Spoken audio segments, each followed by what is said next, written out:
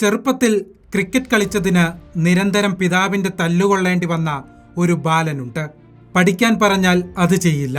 പിതാവ് ഏൽപ്പിക്കുന്ന ജോലികൾ മാറ്റിവെച്ച് ക്രിക്കറ്റ് കളിക്കും. വർഷങ്ങളുടെ കഠിനാധ്വാനം അയാളെ ഇന്ത്യൻ ടീമിലെത്തിച്ചു. പക്ഷേ കുറച്ചു മത്സരങ്ങൾക്കുള്ളിൽ ടീമിന് പുറത്തായി. ഇന്ന് BCCI പോലും അയാളെ മറന്നിരിക്കുന്നു. അവിടെ നിന്നും രണ്ടാം വരവിന് തയ്യാറെടുക്കുകയാണ് ആ ഇടംകയ്യൻ പേസർ. ഇപ്പോൾ ഡൽഹി ക്യാപിറ്റൽസിന്റെ ബൗളിംഗ് വിസ്മയം. പേര് ഖലീൽ അഹമ്മദ്.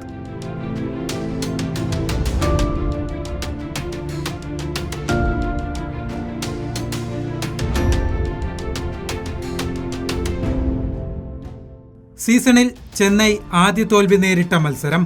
പവർ പ്ലേയിൽ ഖലീൽ അഹമ്മദ് എറിഞ്ഞത് 3 ഓവർ. ഈ സമയത്ത് വീണ 2 വിക്കറ്റും ഖലീലിന്റെ സംഭാവന. രണ്ടാം മത്സരത്തിൽ രാജസ്ഥാനെതിരെയും അയാളുടെ ബൗളിംഗ് വിസ്മയം ഉണ്ടായിരുന്നു. പർപ്പിൾ ക്യാപ്പിനായുള്ള പോരാട്ടത്തിൽ മുസ്തഫിസുർ റഹ്മാനും മോഹിത് ശർമ്മയ്ക്കും ഒപ്പമുള്ള താരം.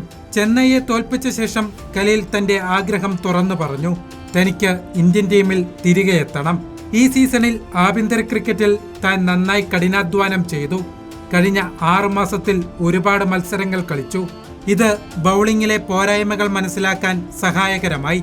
വിക്കറ്റ് എടുക്കുന്നതിൽ താൻ സന്തോഷിക്കുന്നു. കായികക്ഷമത കാത്തുസൂക്ഷിക്കാൻ പ്രത്യേകം ശ്രദ്ധിക്കുന്നുണ്ട്. റെഡ് ബോൾ ക്രിക്കറ്റിലൂടെ ഏറെ പഠിക്കാൻ കഴിയുമെന്നും ഖലീൽ അഹമ്മദ്.